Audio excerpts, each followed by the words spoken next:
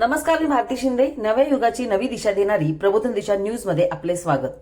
Housewife जरी असली, आपल्या आया घरात काम करतात, 24 तास त्या घरात अवेलेबल असतात. खरं तर तो एक हायेस्ट पेड सॅलरी वाला जॉब पाहिजे, पण तसं त्यांना काहीच मोबदला मिळत नाही. म्हणजे अगदी छोट्या छोट्या गोष्टींपासून, आई पाणी दे ग, आई जेवायला दे ग, आई चहा दे ग, पण त्यांचं तेवढं म्हणजे सन्मान केला जात नाही. त्यांना कधी कधी गृहीतही धरतो आपण. हाफ मिळते तेव्हा भले आपण तिला काही देत नाहीयेत म्हणजे पैशांच्या स्वरूपात, पण रिस्पेक्ट मिळाली की ती सगळं झोकून देऊन करते. तसंच आपल्या प्रत्येकाचं पण आहे, थोडीशी कौतुकाची थाप मिळाली तर आपण आणखी छान. सिद्धांत आपण कशामध्ये वापरतो? काटकोन त्रिकोणामध्ये, की ज्याच्यामध्ये काटकोन त्रिकोण म्हणजे काय? कोण कितीचा आहे? 90 अंशाचा आहे. पाया असेल त्याला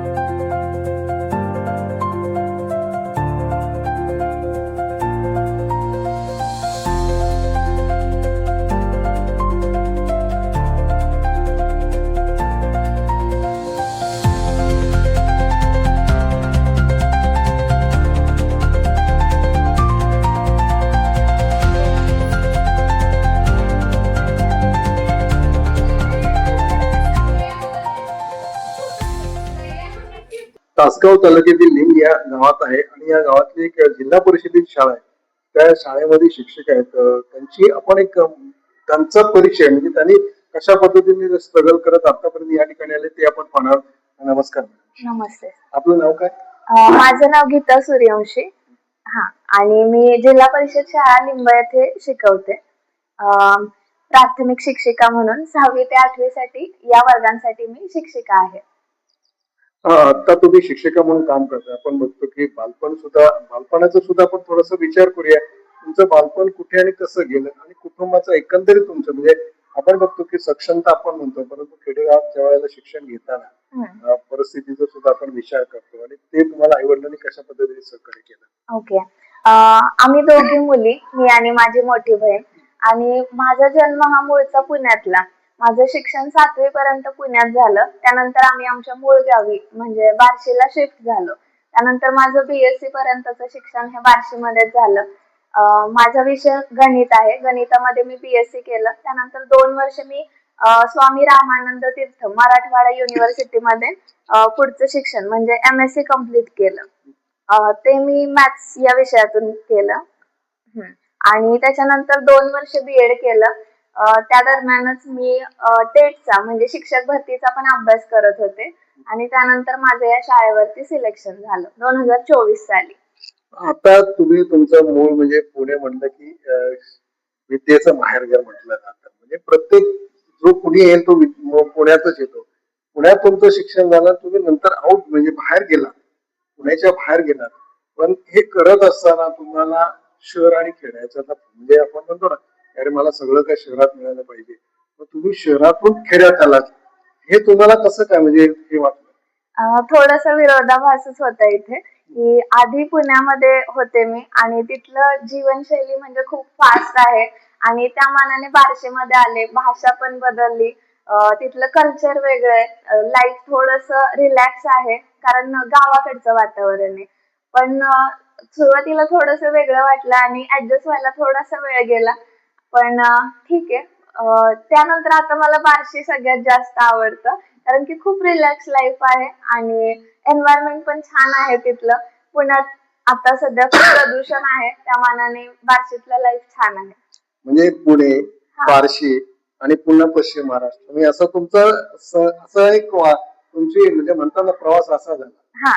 पुण्यातली भाषा वेगळी, बार्शीची भाषा वेगळी आणि पश्चिम महाराष्ट्र म्हणजे 25 किलोमीटरला आपली भाषा बदलते. तसं तुम्ही टप्प्याटप्प्याने भाषा बदलत आला. आता हे करताना जिथे आता तुम्ही काम करताय, ज्या शाळेत काम करताय, तिथलं वातावरण कसं आहे? वातावरण तसं खूपच फ्रेंडली आहे, काही अडचण येत नाही. आणि माझे जे स्टाफ मेंबर्स आहेत ते पण मोस्टली बार्शीच्या जवळच्या भागातून आलेले. एक स्टाफ मेंबर आहेत बिरादर सर, ते लातूर मधून आलेले. आणखी एक सर आहेत ते सांगोल्यामधून आलेले. एक सर आहेत ते धाराशिवचे आणि आता पाटील सर मुख्याध्यापक म्हणून आले ते बोरगावचे प्रॉपर, ते इथले. आता या विद्यार्थ्यांना तुम्ही शिकवताना जिल्हा परिषदेचं तुम्हाला सहकार्य लागतं का? म्हणजे आपण म्हणतो की शहरातल्या मुलांना घडवणं फार सोपं असतं, हम्म. पण खेड्यातल्या मुलांना घडवणं म्हणजे फार तारेवरची कसरत तुम्हाला करायला लागते. ती कशी काय करता? हा होतं काय, ज्या प्रायव्हेट स्कूल्स असतात, मोठ्या स्कूल्स असतात, म्हणजे ज्या शाळांमध्ये मी शिक्षण घेतलं तिथं पालक खूप जास्त अवेअर असतात किंवा त्यांच्याकडे तेवढा टाइम असतो किंवा ते टाइम काढतात मुलांसाठी की नाही तू आज काय अभ्यास केलास, तुला काय शिकवलं. म्हणजे माझे आई वडील सुद्धा माझा अभ्यास घ्यायचे, 5वी पर्यंत अगदी घ्यायचे. 10वी पर्यंत मी आईला विचारायचे की मी बरोबर अभ्यास करते का. तसं मला इथं कमतरता जाणवली. इथं घरी पालक अभ्यास करूनच घेत नाही, म्हणजे ती सगळी जबाबदारी शिक्षकांवर आलेली आहे, असं आहे इकडे. म्हणजे जर मुलांनी शिक्षणात काहीतरी प्रगती करायची असेल तर पालकांचा पण तितकाच सपोर्ट लागतो, शिक्षकांनी तितकंच झटावं लागतं आणि तेवढंच मुलांनी पण द्यावं लागतं. म्हणजे हे त्रिसूत्रीवरती चालणारं गणित आहे. अच्छा. हम्म. यासाठी जसं शहरामध्ये पालक सभा घेतात, पालकांना बोलवून काही मार्गदर्शन केलं जातं, हो. तसं या शाळेमध्ये जे तुम्ही ज्या शाळेत शिक्षण शिकवताय तिथे पालकांना बोलवून या संदर्भातल्या काही त्रुटी ज्या असतात त्या तुम्ही समजवण्याचा प्रयत्न करता? नाही, शेअर करण्याचा भरपूर प्रयत्न केला जातो आमच्या लेवलवरती, त्याचा प्रतिसाद पण छान येत आहे. पण शेवटी त्यांच्याही अडचणी असतात, त्यांना कामावर जावं लागतं, शेतात काम करावं लागतं. मग आम्ही आमच्या पद्धतीने जितकं देता येईल तेवढा प्रयत्न करतो. आता म्हणजे इथे म्हणजे पुरस्काराच्या वरती आपण बघतो की शिष्यवृत्ती असते किंवा स्कॉलरशिप असते. एखादा मुलगा हुशार असेल तर स्कॉलरशिप साठी तुमचं कितपत योगदान असतं? हा, एखादा मुलगा हुशार असेल, आता समजा 7वीच्या वर्गामध्ये या 3 विद्यार्थिनी आहेत, त्यांच्या घरून सुद्धा सपोर्ट आहे त्यांच्या अभ्यासासाठी आणि प्लस आम्ही त्यांना देतो, त्यांची घेण्याची तेवढी कुवत आहे. त्याच्यामुळं जेवढं होईल तेवढं, आता प्रश्नपत्रिका म्हणा, प्रश्नपत्रिका संच मी स्वतः आणला विट्यातून, त्यांना दिला. रोज एक प्रश्नपत्रिका दिली जाते आणि त्यांचं काय चुकलं आहे त्याच्यावरती काउन्सिलिंग पण आम्ही करतो. बरं, आता हे करताना 1ली ते 7वी पर्यंत ही शाळा आहे. 7वीचा जेव्हा रिझल्ट लागतो तेव्हा गुणवत्तेमध्ये आपण 7वी नंतर आजूबाजूला ज्या हायस्कूल आहे तिथे ती तुमचे विद्यार्थी जातात. 10वीचा रिझल्ट म्हणलं की थोडीशी जरा धाकधूक प्रत्येकाला लागते. म्हणजे अरे मी शिकवलेला विद्यार्थी 10वीत गेलेला आहे आणि आता तो रिझल्ट आहे. जर तो रिझल्ट जर ती मुलगी असेल किंवा मुलगा असेल तो जर चांगल्या मार्काने पास जर झाला तर तुम्हाला काय वाटतं? म्हणजे तुम्ही कशा पद्धतीने विद्यार्थ्याचं कौतुक करता? ती नक्कीच आमच्यासाठी खूप प्राऊड मोमेंट असते. आता या शाळेमध्ये शिकवण्यासाठी तसं मी मागच्याच वर्षी आलेले.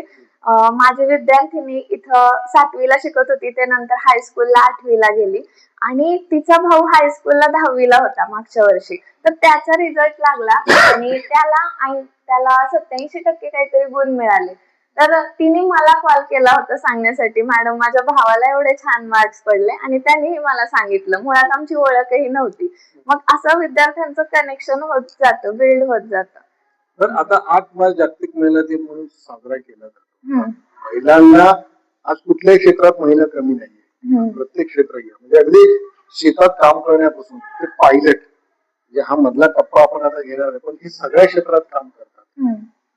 जागतिक महिला दिन आणि महिला दिवसच म्हणून तो साजरा केला, तुम्ही महिला म्हणून तुम्हाला म्हणजे आता इतर विविध कार्यक्रम तर होतच असतात, परंतु खास करून विशेष महिलांसाठी करतात.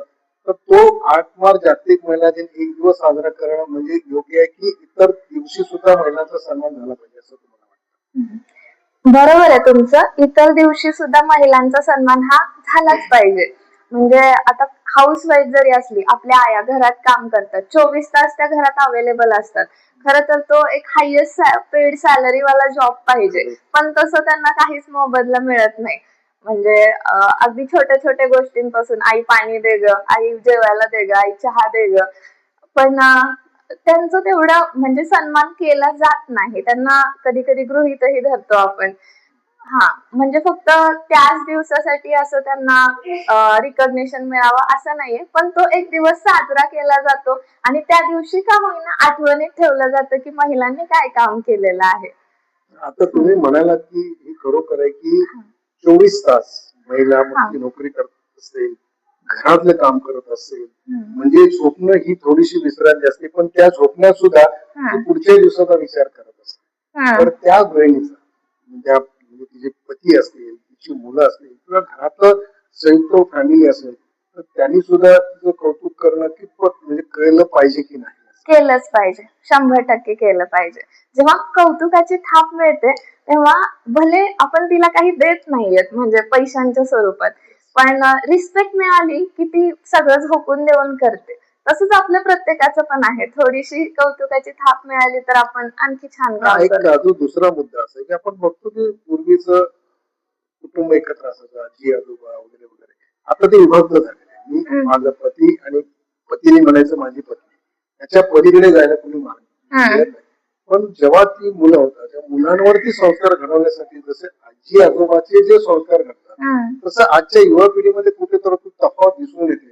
हो. आपण सुद्धा आज, तरुण आहात, तुम्हाला म्हणजे पर्सनली वैयक्तिक असं तुम्हाला काय वाटतं की याच्यात कशा पद्धतीने तो बदल झाला पाहिजे, हम्म. तरच आपल्या मुलांवरती आपण समजू. म्हणजे हा. मी विद्यार्थ्यांना शिकवते, मी हम्म. अनेक विद्यार्थ्यांना शिकवते, पण माझ्या मुलाचं काय, हम्म.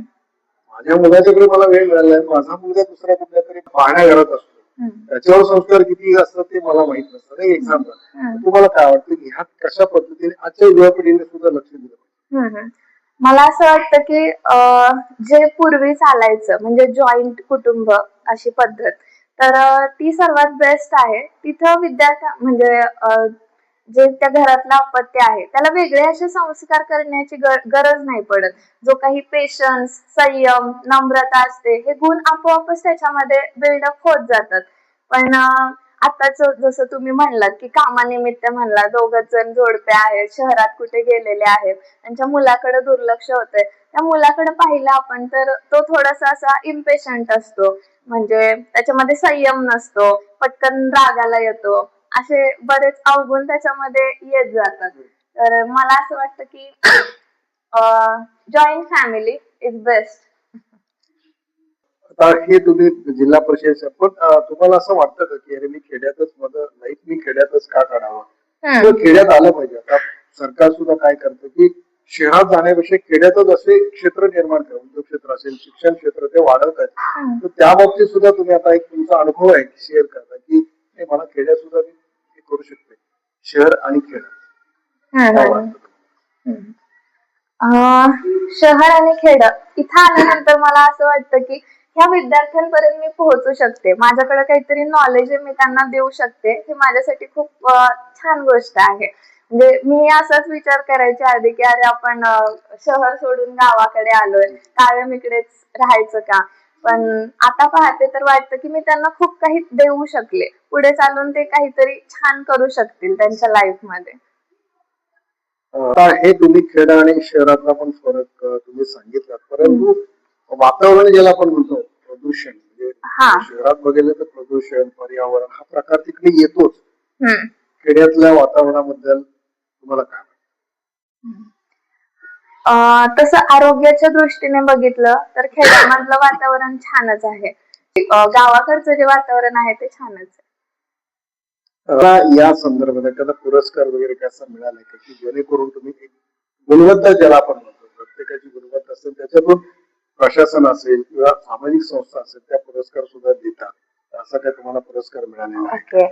माझं जॉईनिंगच आता सध्या मागच्या वर्षी झालेलं आहे. आता 2 वर्ष कंप्लीट होत आली आहे मला माझ्या जॉब मध्ये. मी शिकते आणि आणखी खूप शिकण्याच्या संधी आहेत. म्हणजे तुमचं जास्त फोकस आहे तो तुमच्या शिक्षणावरती आहे, की जेणेकरून आपल्याला जास्तीत जास्त शिकता येईल आणि शिक्षणाचा उपयोग कसा विद्यार्थ्यांना घडवता येईल, म्हणजे हा तुमचा एक संकल्प आहे. येस. पण या संदर्भात आपण आता तुमच्या परिवाराकडून या बाबतीत सहकार्य मिळतं का तुम्हाला? कारण शहर आणि खेड, मी वारंवार तोच विषय तुमच्याकडे परत फिरून मी काय आहे तर प्रत्येकाला सहकार्य करण्याची भूमिका असायला पाहिजे. हो, बरोबर आहे. आता बघा, माझे आई वडील म्हणजे ते बार्शीला असतात, पण ते माझ्या जॉब साठी माझ्या सोबत येऊन राहतात. मग याच्यापेक्षा आणखी सपोर्ट काय असू शकतो? हा, शिक्षणासाठी कायम त्यांचा सपोर्ट होता आणि माझ्या जॉब साठी पण त्यांचा पूर्ण सपोर्ट आहे. इव्हन मला आणखी काही अचीव करता येईल का याच्यासाठी सुद्धा त्यांचा कायम सपोर्ट आहे. बघा, म्हणजे प्रत्येक आपण शिक्षण घेताना म्हणजे आपण खेड आणि शहर हा जी तफावत आहे, शहरात शिक्षण घेणं पुन्हा परत खेड्यात येणं, आणि ती खेड्यात येण्याची जी मानसिकता असते ना ती फार, म्हणजे आपण म्हणतो ना की एक हृदयावरती दगड ठेवायला राहावं लागतं असं वाटतं.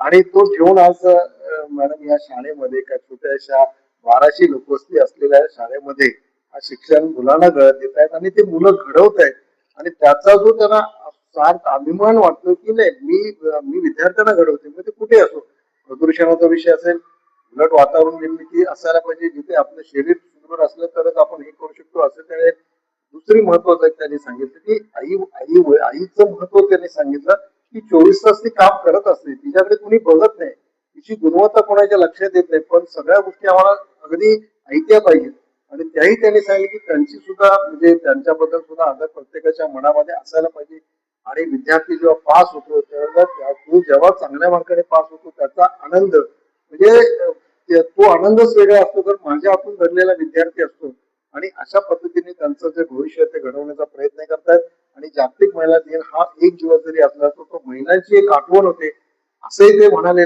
परंतु 365 दिवस महिलांचा आदर हा केलाच पाहिजे असंही या प्रसंगी त्या बोललेल्या आहेत. प्रबोधन दिशाच्या वतीने त्यांना पुढील वाटचालीसाठी आपण या ठिकाणी शुभेच्छा देऊया. Thank you sir.